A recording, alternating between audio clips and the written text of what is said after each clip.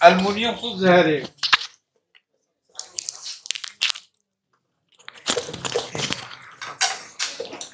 फिर कहती है कि बर्तन या तो मिट्टी का हो पकाने वाला, या तांबे का हो जिसमें कलय की गई, तो वो मुफीद है। आधी बीमारियां तो खुद बर्तन खत्म कर देता है आदमी की। और हम जो ग़िज़ा लेते हैं, हमारे यहाँ जो ग़िज़ा का तरीका है जिसमें हल्दी, लहसुन, मिर्च, ये सारी चीज़ें एंटीसेप्टिक, एंटीबायोटिक, एंटीऑक्सीडेंट सब कुछ मौजूद है इसमें, और फिर हम बीमार हो जाते हैं।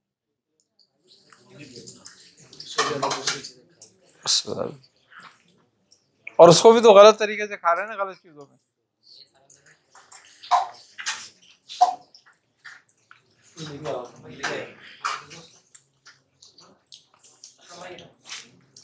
मौसम के फल हम खाते नहीं है, वरना थोड़ा बहुत अगर फल का, थोड़ा बहुत ड्राई फ्रूट का अगर अपने आदमी इस्तेमाल में रहे, जरूरत के मुताबिक थोड़ा बहुत इस्तेमाल करता रहे, तो बहुत सारी बीमारियों से बच सकता है।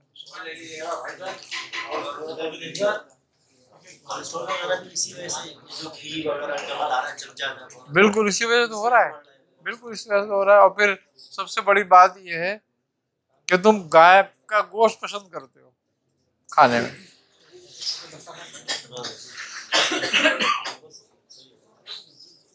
जिसके बारे में ही मना किया गया है कि गोश्त मत खाओ।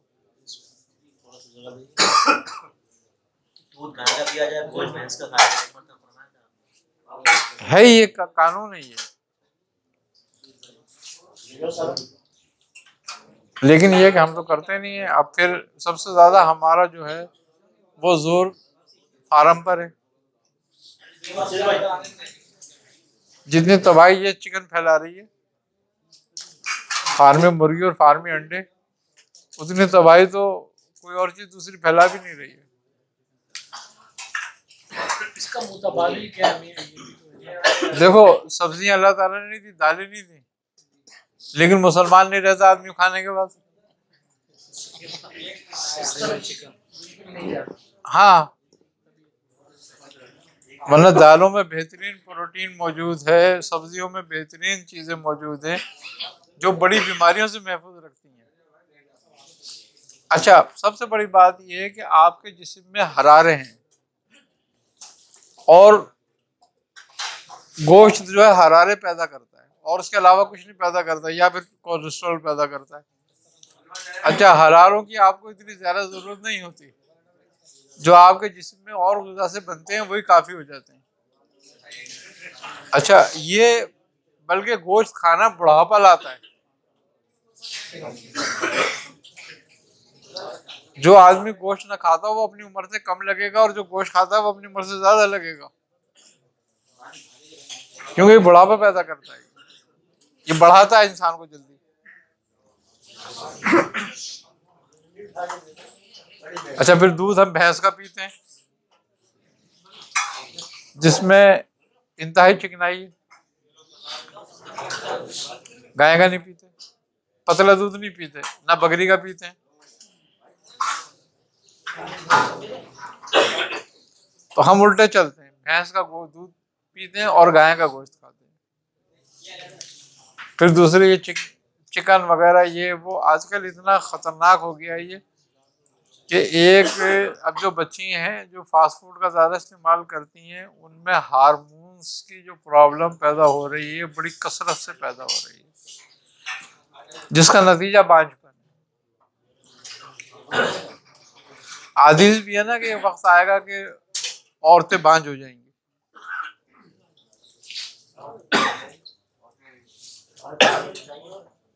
तो जा उसी तरफ रहे कि औरतें और मर्द बांझ हो रहे हैं।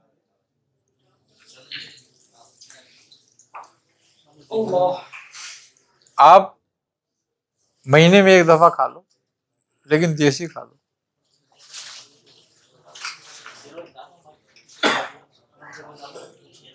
लेकिन अब चूंकि लोग कसरत से गोश्त के आदी हैं तो वो छोड़ नहीं सकते।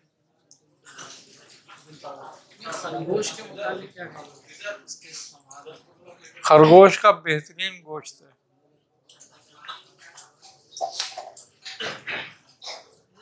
बड़ी ग़िज़ाइयत है इसमें और जूद हज़म भी है,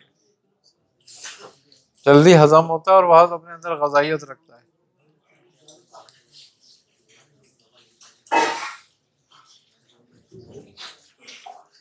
ये वो बताते हैं कि रूहानियत का काम करने वाला इसका गोश्त इस्तेमाल ना करें, उसकी वजह असल में हर अमल में नहीं है उसकी वजह। वैसे तो बहुत सारे अमल में तो ये है कि कोई सा भी गोश्त ना खाए। बहुत सारे अमल में जैसे कि हिज़्बुल बैर पढ़ने में शेख अबुल हसन शाज़ली के कौल के मुताबिक गाय का गोश्त ना खाए आदमी, लेकिन कौन छोड़ रहा है? खा रहे हैं। वैसे तो तुम्हारे चिकन के जो है मुर्गी, इसके मुतालिक भी यही है कि इसका फार्मूला और सुअर का फार्मूला एक है, जो फार्मिंग सुअर की हो रही है। तो हम तो शक्ल बदली भी खा रहे हैं ना, जरा गोश्त वही चाहे हो। मुसलमान हीला कर लेते हैं ना जल्दी, तो वो खा रहे हैं उस पर आराम से, जबकि इसके मुख्तलिफ नुकसानात भी हैं। अच्छा, इंसान जैसा गोश्त खाता है उसमें वैसी फितरत पैदा होती है। गोश्त में खास बात है, आप ये देखो अरब जो है ऊंट और दुम्बे ज्यादा खाते हैं। ऊंट की खसूसियत ये है कि वह गैरत पैदा करता है, कीना रखता है, अपने दुश्मन को पहचानता है। देखो अरब में बात है ये मौजूद, अरब अपने दुश्मन को नहीं बोलते। घोड़ा है, घोड़ा ताकत और शुजात की निशानी कहलाता है। देखो तुर्क खाते हैं।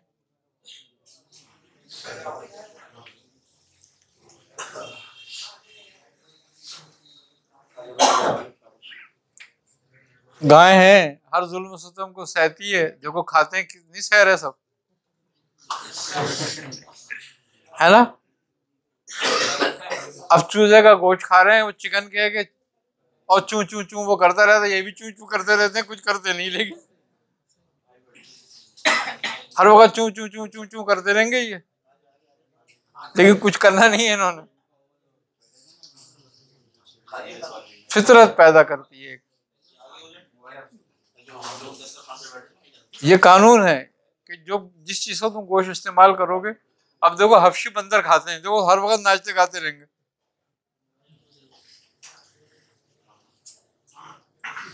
हर कौम का है ये मिजाज कि वो जैसा खाना इस्तेमाल करेगी ना, ग़िज़ा इस्तेमाल करेगी, उसमें वो फितरत पैदा होती जाएगी। क्योंकि हार्मोन्स पैदा होते हैं ना, वही हार्मोन्स के अंदर पैदा होते हैं।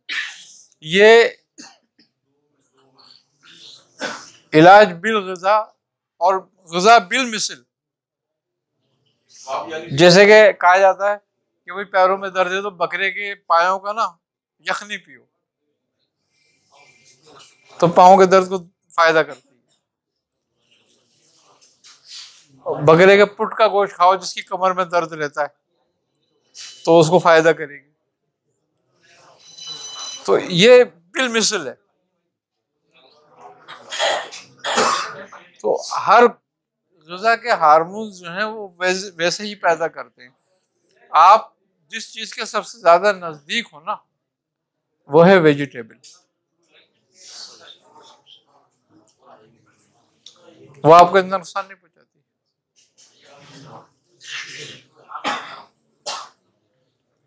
आजकल जो सब्जी आ रही है भी खाते हैं, फायदा है। अब बात आजकल की सब्जी की तो ये है कि वो गटर के पानी से सब्जी बना रहे हैं। अब कहाँ जाओगे तुम, भूखे तो मरने से रहे, खाना ही पड़ेगा और अपने घर में सब्जी बो नहीं सकते। तो उससे फिर भी बेहतर है जो हम चिकन खा रहे हैं, उससे फिर भी वो सब्जी बेहतर है, उससे फिर भी अनाज बेहतर है, दालें और ये।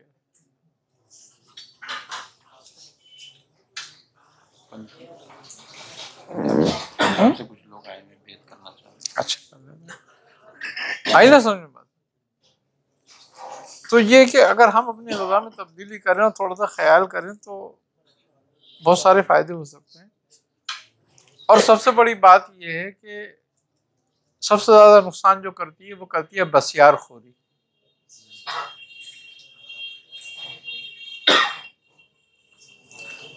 हमारा मैदा कितनी ग़िज़ा लेता है और कितना बड़ा है, हर आदमी अपने मैदे का साइज जान सकता है वो कितना बड़ा है उसका। हुक्मा ने कुलिया कायम किया है, वो कहते हैं कि हर आदमी जान सकता है उसका मैदा कितना बड़ा है, उसको कितनी खानी चाहिए। यानी कि अगर तुम अपने दोनों हाथों को ऐसे मिला के रखो तो इसके अंदर का हिस्सा तुम्हारा मैदा है, इसमें जितनी भी खुराक आ जाए वो तुम्हारे लिए है। इससे ज्यादा होगी तो फिर तुम्हें नुकसान करेगी फायदे के बजाय। नबी करीम सल्लल्लाहु अलैहि वसल्लम की खिदमत में एक तबीब हाजिर हुए और कहने के या रसूलल्लाह आपके लोग हमारे पास नहीं आते। तो आपने फरमाया कि भाई ये लोग बीमार कम होते हैं। तो वो पूछने लगे, कहने लगे इनका तरीका क्या है? तो आपने फरमाया कि जब भूख लगती है जब खाते हैं, और जब भूख होती है तो खाना छोड़ देते हैं। अभी भूख बाकी होती है तो खाना छोड़ देते हैं। तो वो तभी कहने लगा कि या रसूलल्लाह मुझे इजाजत दें ताकि मैं कहीं और जाऊं, क्योंकि आपके लोग बीमार नहीं होंगे।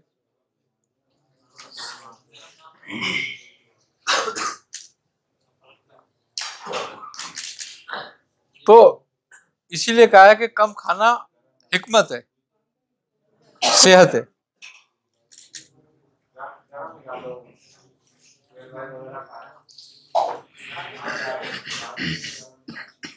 और कम बोलना हिकमत है।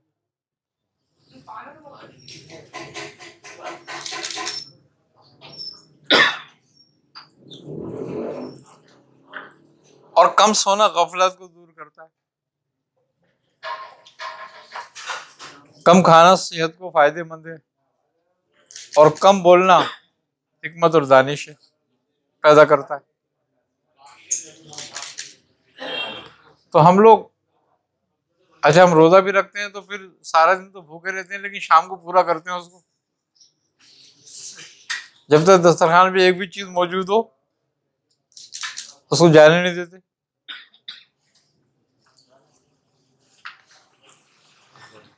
अच्छा एक बड़ी बात है, अल्लाह ताला ने रोजे के बारे में फरमाया कि और ये 30 दिन के जो गिनती के रोजे हैं ये सिर्फ इसलिए है ताकि तुम मुत्तकी हो जाओ। तो इसका मतलब है तकवा खाली पेट वालों को हासिल होता है।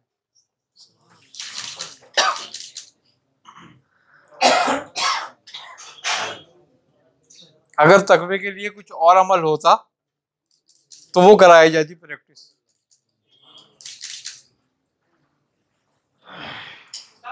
तो अब ये 30 दिन के लिए नहीं है, खाली सबक है ये हर रोज का कि अगर कोई सेहतमंद रहना चाहे तो वो कम से कम ग़िज़ा ले, तो कोई बड़ी बीमारी में मुब्तला कभी नहीं होगा।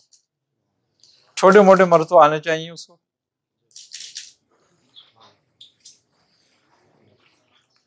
लेकिन वो हम इस बात की तरफ तवज्जो नहीं करते ना। हजरत अली करम अल्लाह वजह का फरमान है कि इतना गोश्त मत खाओ कि तुम्हारा पेट जानवरों का कब्रिस्तान बन जाए।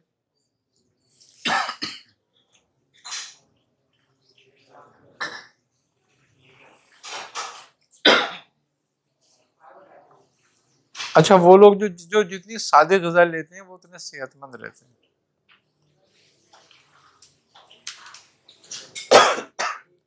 और जो जितनी मुरगन ग़िज़ा या अच्छे खानों की कोशिश करते हैं, अच्छा खाना कोई भी गोश्त के बगैर नहीं बनता, तो वो देखो कोई ना कोई बीमारी में मुब्तला रहते हैं।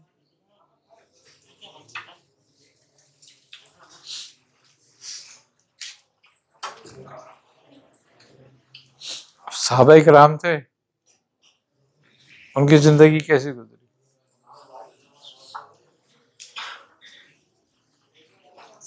अच्छा, हम अच्छा खाना रात को खाते हैं,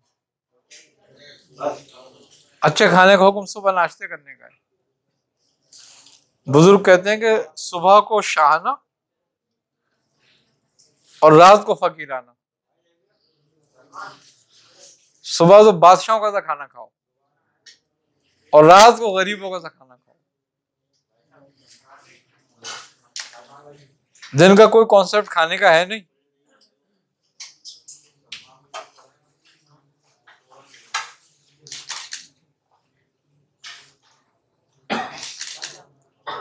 हमने 3 टाइम बांधे हुए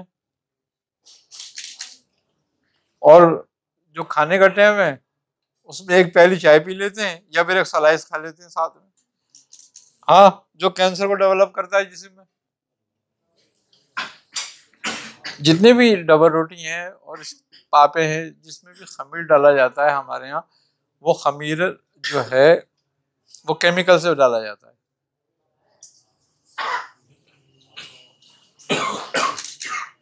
एल्युमिनियम से पाउडर बनता है, सोडे वगैरह से। वो कैंसर का मौजूद है, यानी कि वो कैंसर पैदा करता ही करता है।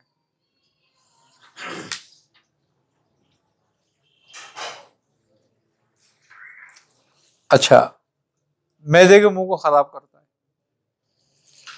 जो आंतों के ग्रुप है ना, आंतों में ग्रुप होते हैं, देखा होगा छोटे छोटे मैदे के अंदर आंतों में दाने होते हैं, कांटे कांटे से हल्के हल्के छोटे छोटे से गोश्त के पत्ते खाल की झिल्ली होती है वो। ये उनको जो है ना लेबल करता है, जिससे कब्ज रहने लगता है, आंतों की मूवमेंट कम हो जाती है और फिर आदमी गैस का मुख्तलिफ बीमारियों का शिकार हो जाता है। इब्तिदा कब्ज से ही होती है पैदा और फिर मुख्तलिफ बीमारियों का शिकार होने लगता है। जो भी खमीर वाली चीज है वो तुम्हारे मैदे के लिए जहर का काम करती है। मैदे, खमीर वाली रोटी हो, खमीर वाली डबल रोटी हो, खमीर वाला कोई भी सामान हो,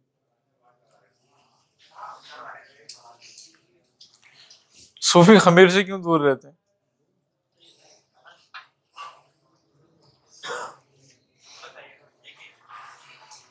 जबकि वो खुमर है जिससे शुक्र पैदा हो।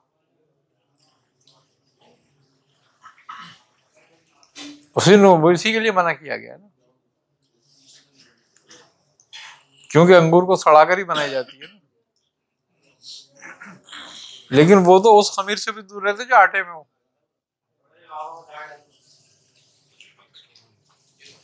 कुलिया कायम कर दिया, खुमर से दूर हो जाओ। खमीरेपन की जो बदबू वगैरह होती है वो कैसे, वो केमिकल वगैरह से जाहिर करती है? किसकी? जो खमीर है, जैसे रोटी पापड़ वगैरह जब आग से गुजरती है ना, वो उसमें फ्लेवर भी होता है और आग से भी गुजरती है, तो तुम्हें एहसास भी नहीं होता। बाज़ औक़ात तुम रोटी खाते हो, तुम्हें खट्टी नहीं लगती, तुम तो भी रोटी हल्का से उसमें खटास पैदा होती है। तो वो क्या है, वो जरूरत से ज्यादा केमिकल का असर हो जाता है जब उसमें डाल दी जाती है, तो फिर वो खटास भी महसूस होने लगती है उसकी। हमारे यहाँ कोई वो नहीं है, क्वालिटी कंट्रोल नहीं। और तुम्हारे यहाँ जो खमीर के लिए केमिकल इस्तेमाल होता है वो तो फूड ग्रेड भी नहीं होता।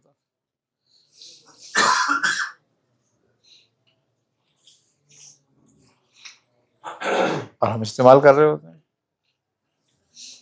अभी तुम देखो ना, ये बच्चे क्यों बीमार पड़ते हैं। ये जो केचप है ये काय का बनता है? एसिटिक एसिड, सिरके का तेजाब, स्टारेज और कलर, तीनों जहर मिलके बनते हैं। और बच्चे कैसे खा रहे होते हैं और हम भी खिला रहे होते हैं उनको ले लेके दे के।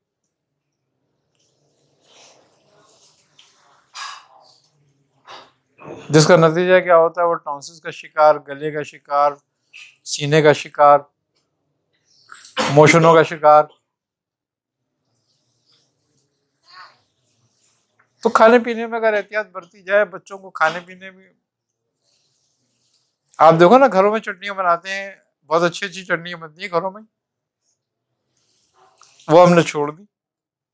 धनिया पुदीने की, हर धनिया की, पुदीने की, इमली की, जीरे की, हाजिम भी होती है, मैदे को भी फाल करती हैं, जिसको भी ताकत देती हैं, लेकिन उनसे हम दूर हो गए सब चीजों से, खाने पीने से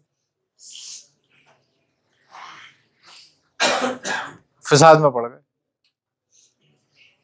अच्छा, फास्ट फूड, मजे की बात यह है कि सारे, कोई भी डॉक्टर के पास चले जाओ, आपको कहेगा फास्ट फूड नहीं खाओ। फास्ट फूड आया कहां से? यूरोप से ही आया ना यहाँ पे। तो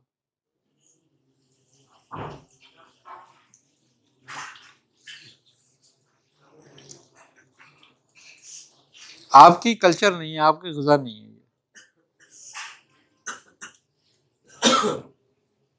आपका जो कल्चर था, जो गुज़ा थे, आपके बाप दादा बूढ़े नहीं होते थे इतनी जल्दी, थकते नहीं थे। क्यों? वो अपने कल्चर पे थे। हर क्लाइमेट का एक असर है। अब हम पानी के किनारे रहते हैं, तो हमारे ग़िज़ा में सी फूड होना चाहिए, और हम यहाँ खाना खा रहे हैं सहराई।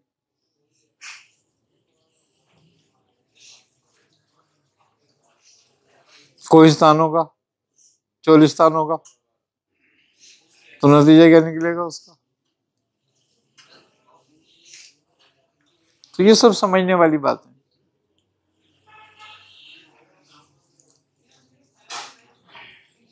किसी ने बोली सीना से पूछा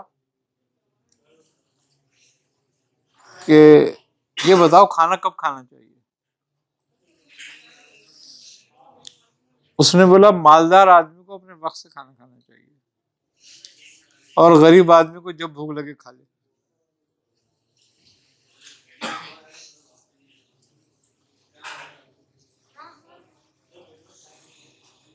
वो बगैर भूख के ना खाए।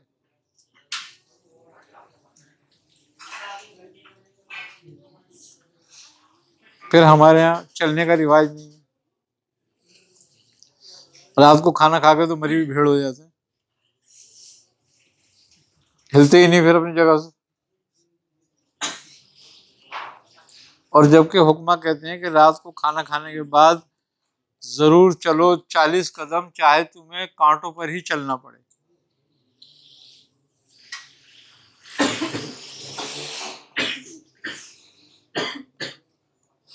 कम से कम 40 कदम, जो बिल्कुल ना चलता हो चले जरूर। बाकी जितना ज्यादा चल के आए उतना फायदेमंद उसके लिए। तो जब ये हम अपनी जिंदगी का हमने वो रवैये तब्दील कर दिया, आज हर आदमी मोटरसाइकिल पे फिरता रहता है। उसको जरा भी करीब जाना है ना, अगर 50-40 कदम भी जाना है उसको, तो वो मोटरसाइकिल निकालेगा, पहले इतनी मेहनत उसके साथ करेगा, फिर जाएगा। इससे बेहतर ये कि 40-50 कदम पैदल चल के चला जाए।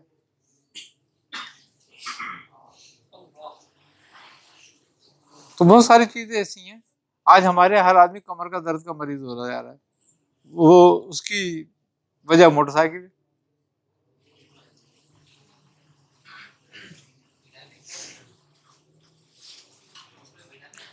कम से कम इस्तेमाल करें उसको, पैदल भी चले। अगर 2 घंटे मोटरसाइकिल को देता है तो 1 आध घंटा अपने आप को, टांगों को भी दे,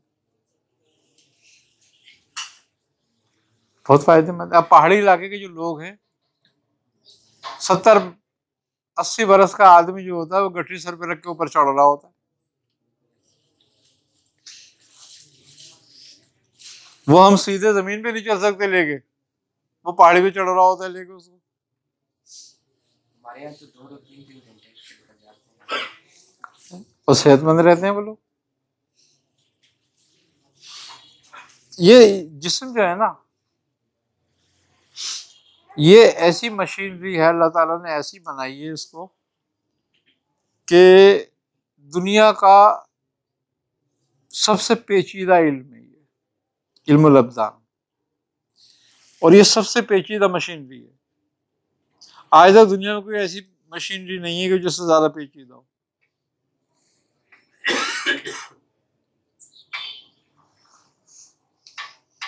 और ये वाहिद मशीन ऐसी है कि ये लोहा लंकड़ हर चीज बर्दाश्त कर लेती है। कोई मशीनरी ऐसी नहीं है उसकी फितरत के खिलाफ जरा कोई चीज डाल दो तो उसमें तुम, ये जहर भी कबूल कर लेती है, ये अमृत भी कबूल कर लेती है। ये आरामदेह भी बहुत है और ये मुश्किल में भी बहुत वक्त गुजारती है।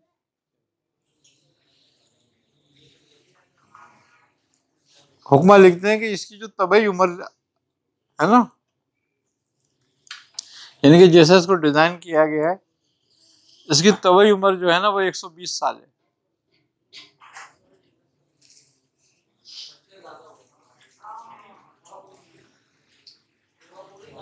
लेकिन कोई 120 तक हम पहुंचते हैं कोई? अच्छा, उससे पहले की जितनी अमवात हैं वो ये कहते हैं ये हादसात की अमवात हैं, इसकी हादसे के नतीजे में हुई है इसकी मौत। जैसे किसी की एक्सीडेंट में हो गई, ऐसे ही वो अमराज को भी एक्सीडेंट ही कहते हैं कि ये हादसा है। किसी को हेपेटाइटिस हो गया, किसी को टीबी हो गई, किसी को बुखार में मर गया। अब वो कहते हैं कि जो ये इन तकालीफ को जब ये बदन बर्दाश्त नहीं करता तो इसका मतलब ये है कि इसके अंदर कुव्वत मुदाफ़ियत ख़त्म हो गई है, और जब इसकी कुव्वत मुदाफ़ियत ख़त्म होती है तो रूह तबई जो है ना वो ठंडी पड़ जाती है, मर जाती है।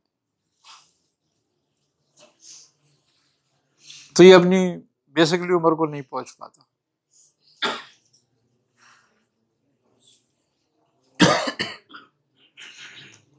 आज लोग नहीं 109 साल के, 110 साल के, 108 साल के और चलते फिरते हैं,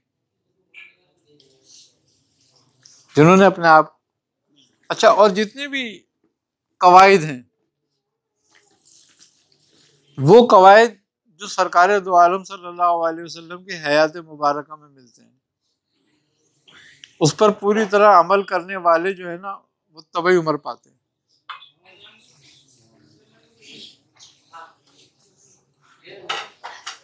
और बीमारियों में मुब्तला होगे नहीं मरते।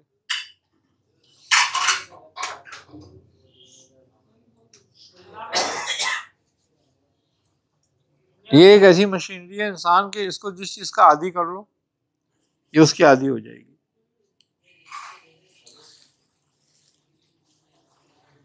इंसान को परिंदों जैसी जिंदगी गुजारनी चाहिए। आप ये देख लो कि मगरिब के बाद किसी परिंदे को खाते हुए देखा? नहीं खाता, और ना ही जागता है। और सूरज तुलू होने से पहले उठ के बैठ जाता है और शोर मचाना शुरू कर देता है। क्योंकि जब सूरज, हमारा मैदा जो है ना वो सूरज के हिसाब से चलता है। जब तक सूरज रहता है ये काम करता है अपना, हर चीज फंक्शन करेगा अपना, और जो जो सूरज डूबना शुरू होगा ये अपने फंक्शन पे सुस्त हो जाएगा, और जब सूरज डूब जाता है तो ये अपने फंक्शन को बंद करता है।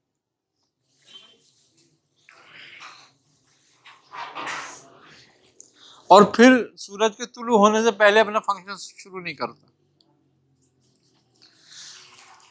अब हम इसको जबरदस्ती जगा के रखने की कोशिश करते हैं, जिसका नतीजा बीमारियों की शक्ल में होता है। कहीं जिगर फेल हो रहा है, कहीं गुर्दे फेल हो रहे हैं, कहीं हार्ट अटैक हो रहा है, कहीं ब्लड प्रेशर हो रहा है, जबकि ब्लड प्रेशर कोई मरज नहीं है, अलामत है ये। जैसे खांसी खुद कोई मरज नहीं है, खांसी अलामत है, इसी तरह ब्लड प्रेशर खुद कोई मरज नहीं है, यह अलामत है।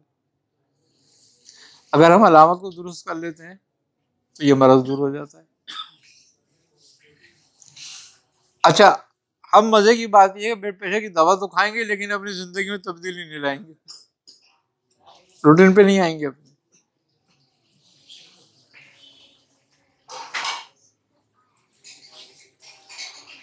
आप नबी करीम सल्लल्लाहु अलैहि वसल्लम की हदीस मुबारका भी है ना कि इशा की नमाज पढ़ने के बाद बिला अजर जागने वाला शैतान का साथी।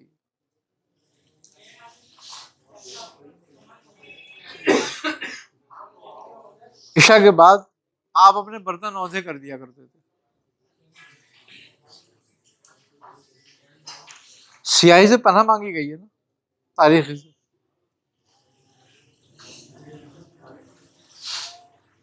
क्यों? कि इंसानों के आराम का और शैतानों की एक्टिव होने का टाइम होता है। मगरिब के बाद इसीलिए बच्चों को बाहर- हाँ, अब वो बेचारे शैतान परेशान है कि ये खुद ही एक्टिव है, हम कहाँ जाएं।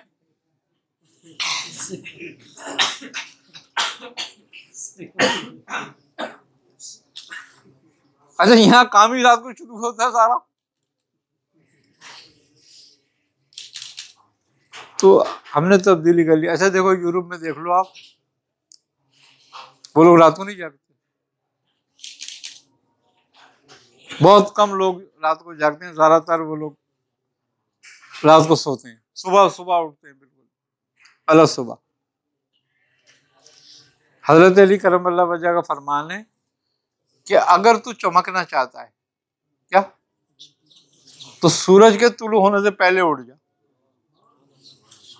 तो इससे ज्यादा चमकेगा।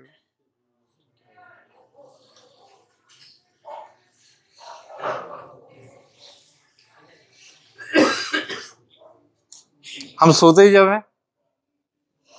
अच्छा, फिर हम रोते हैं बरकत नहीं होती, हमें बरकत नहीं है, बरकत नहीं है, परेशान है।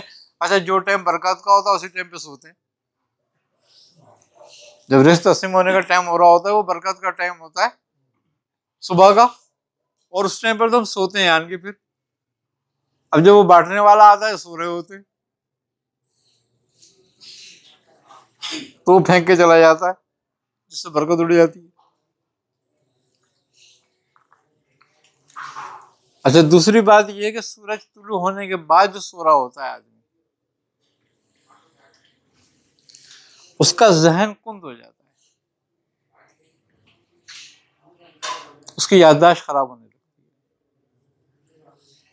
आज देखो जवान आदमियों का यह हाल है, भूल जाते हैं।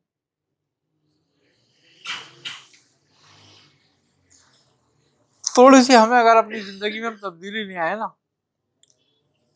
तो जो मर्द किस्मत का है वो तो एक अलग है, लेकिन बहुत सारे मर्दों से हम खुद बच सकते हैं और बहुत सारी परेशानियों से बच सकते हैं। आज हमें दिन छोटा लगता है क्योंकि आधा दिन तो सो रहे होते हैं। हमारा रिवाज बन गया है 11 बजे के बाद तो कारोबार शुरू होता है, मार्केटें खुलना शुरू होती हैं, तो आधा दिन तो हमने निकाल दिया।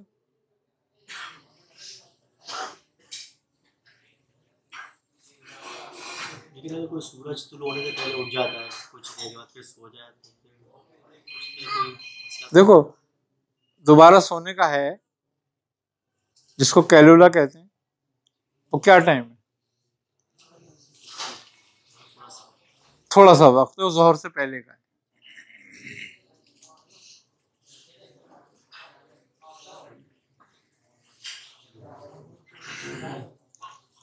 मकसद आपको मना किसी चीज से नहीं किया गया, लेकिन आपको एक जिंदगी की तरतीब बताई है। अब जब उस पर हम नहीं आते, उसका नतीजा ख्वारी है।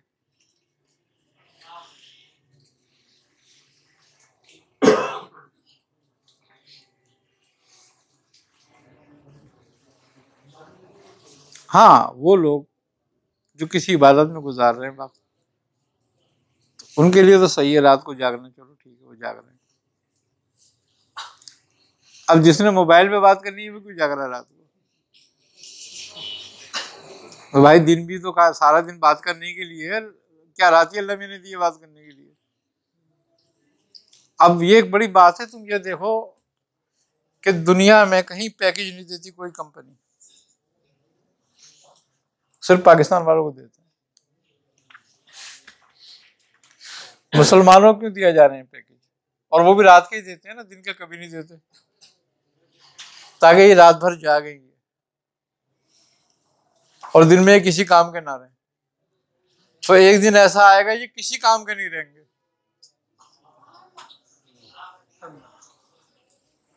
इसराइल में 18 साल से कम उम्र बच्चे को मोबाइल अलाउ नहीं है। अपने बच्चों को नहीं देते, उनका पैसे नहीं है क्या? वो जानते हैं कि इसकी खराबी क्या है। और तुम्हारे बच्चों को पकड़ा दिया उन्होंने कि लो हमारी तरफ से गिफ्ट लो।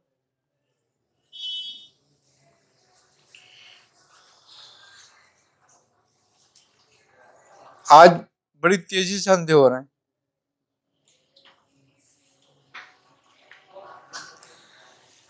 अब कितने केस मेरे सामने आए, मतलब पे है हमारा तो